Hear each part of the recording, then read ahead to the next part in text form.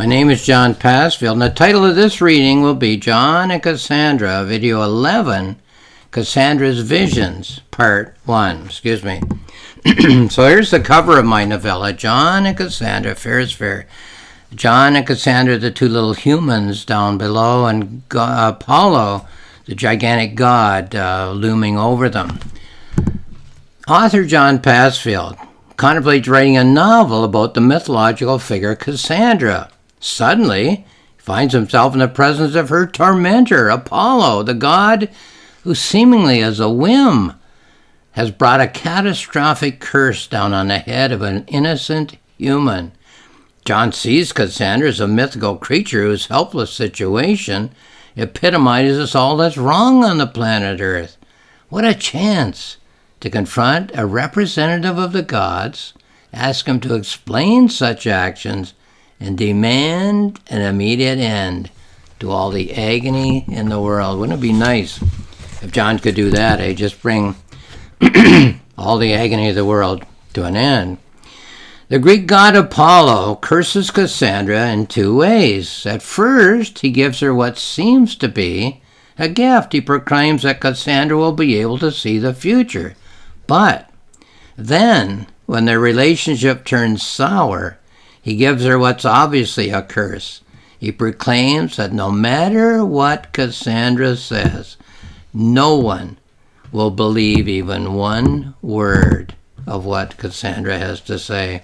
So in our version of the story, although Cassandra doesn't quite understand what John is he a god in disguise or an odd-looking human, she's quite relieved to find that there's someone in her life who believes what she says. Nobody in Troy will believe what she says, but John, this person who comes out of nowhere, believes her.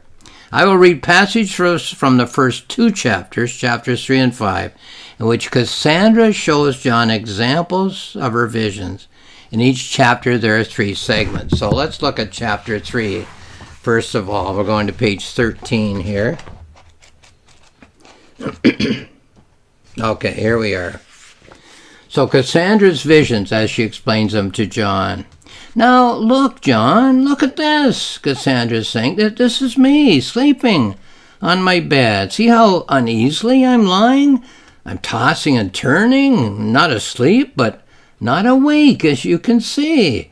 Now see what happens as I toss and turn. You can see faintly by the light of the moon that shines through the window, two snakes, one on either side, crawling across the surface of my bed, making their way as I am writhing towards my ears. See? I seem to be in a trance. I don't wake up the whole time.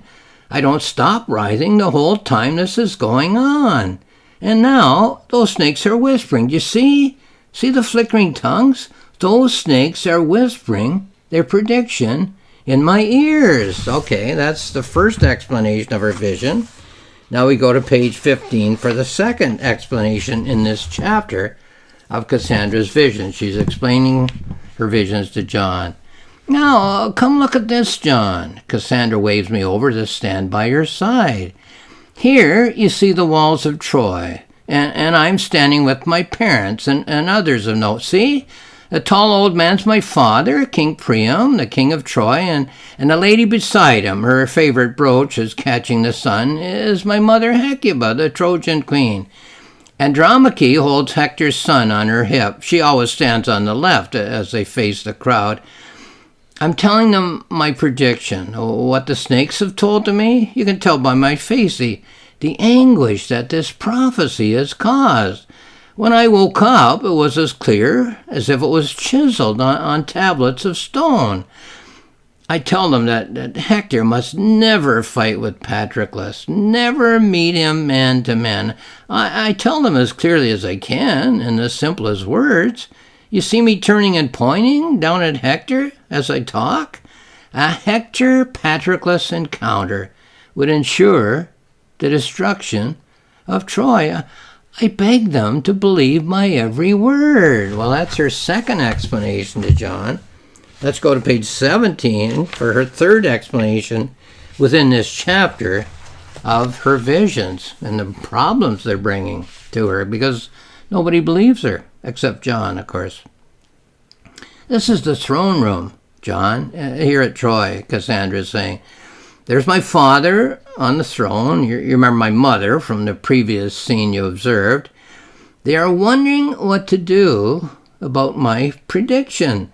They cannot bring themselves to believe in the death of Troy. All their hopes are in Hector's prowess. He's their champion, their son. They're thinking that I am mad. I can read their minds, you see. They only tell me what they have agreed they want to say. My father tells me to listen carefully to what my mother is going to say. She is startled because he had said that he would take the lead. Now he passes it off on her, as if a mother could soothe my agony. She fingers her brooch as she sorts among the words, as if a mother could make Apollo's snakes go away. So those are the three explanations in chapter 3. Cassandra explaining to John not only the visions, but the agony that the visions are giving her. The curse being that nobody believes her when she tells about these visions. The visions that the snakes have explained to her. Okay, page 25 then for three more of Cassandra's explanations to John of her visions and the problems that they're causing. The throne room at Troy. Oh, sorry, I'm reading the wrong one. No, I'm not. Okay, here it is. My apologies. The throne room at Troy. Sounds of fighting in the hallway. Flames are leaping from the curtains behind the throne. A giant timber comes loose and crashes to the floor. It catches Cassandra on the shoulder and knocks her down. She crawls across the marble and down the stairs. Shouting Achaeans enter the room. They smash the sacred icons and overturn the throne. She raises herself and staggers through the door. She stumbles through the ruins. Bodies of Trojans lie in the square. She hides in a doorway as the Achaean hordes rush by. So, sorry, a little slip there, but John is not hearing from Cassandra about the visions. He's actually seeing what the visions were about in this chapter. So, okay, let's go to page 27 for more of John seeing the results of the visions. The visions are coming true, in other words. Cassandra is trapped in a cul-de-sac. An Achaean throws down his spear. He has found himself a royal Trojan spoil. He begins to unbuckle his armor. I won't be needing this shield. Make this easy, make it hard. Either way is fine with me. Cassandra catches at a splinter. It is sharp with a jagged edge. A pole that was a prop for a vendor's shade. She holds it out in front of her. She thrusts it towards his eyes. He knocks her arm aside. He grins and thrusts her body against the wall. Okay, that's the second example of what these visions have predicted and are now coming true. Let's go to page 29 for the third one in chapter 5 that John is a witness to. The third vision coming true.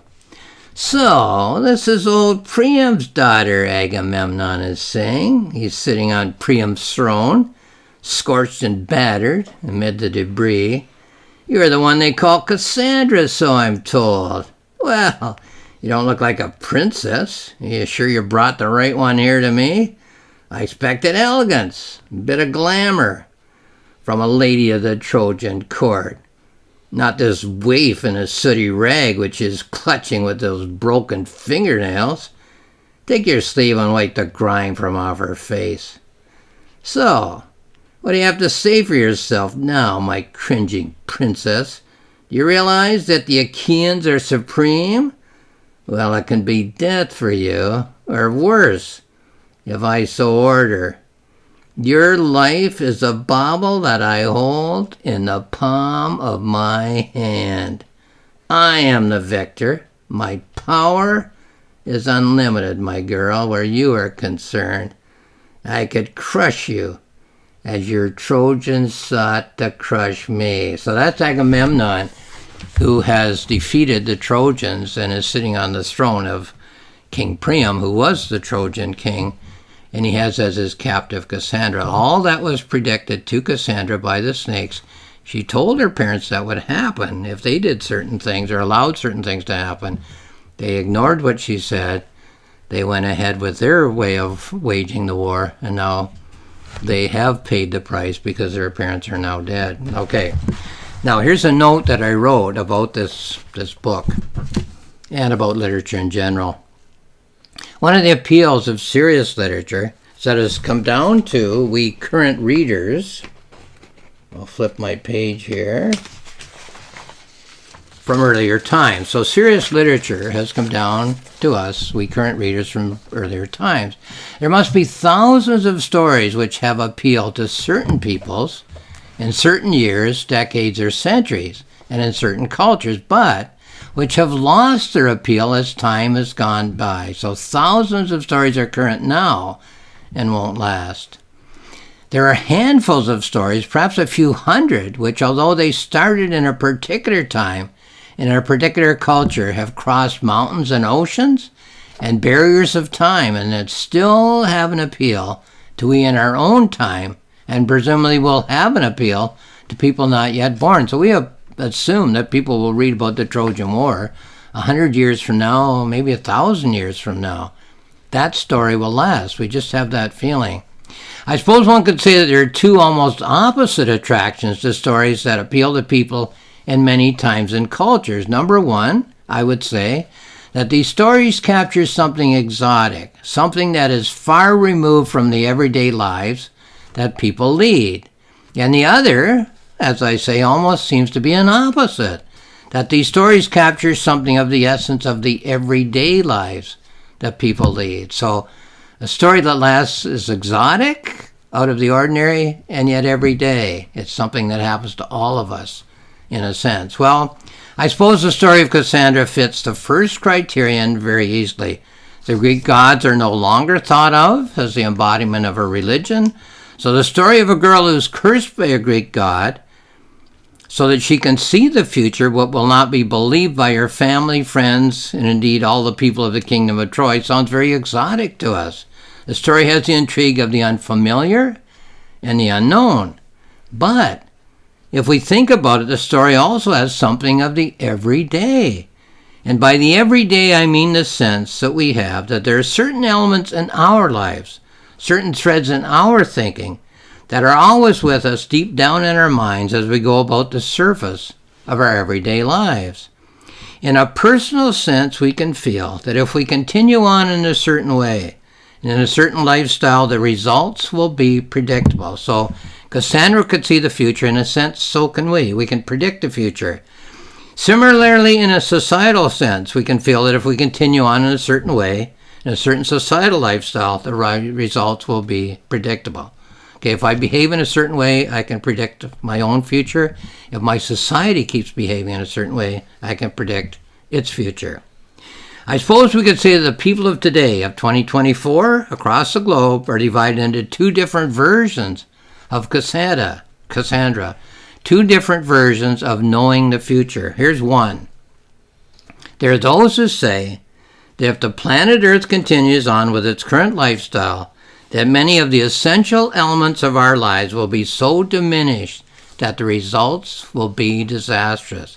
So there are Cassandras who are saying, if we keep going, we're heading for disaster. The other group of Cassandras seems to feel that if we on the planet Earth, once again flipping my page here, continue on with our current lifestyle, that everything will be all right. So Cassandra 1, people saying we can't continue on as a global society the same way or it will lead to disaster. Cassandra 2, people saying, hey, just continue on the same way, we'll be all right. And just as Cassandra in the story, again, feels tremendous frustration that no one will listen to her when he tells her she considers to be the truth, so too do both of these Cassandras in the year 2024 feel frustration that the other side is just not willing to listen to their predictions of the not-so-distant future. So there we have it. So once again, this is my novella, John and Cassandra, Fair is Fair. It's available on Amazon, where you'll find more information. It's available on my publisher's website, roxmillspress.com, where there's more information.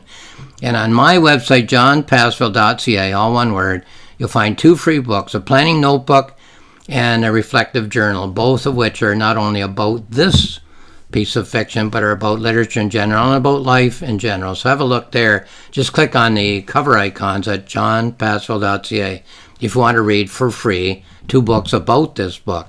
Lastly, I'll just say thank you for watching this video.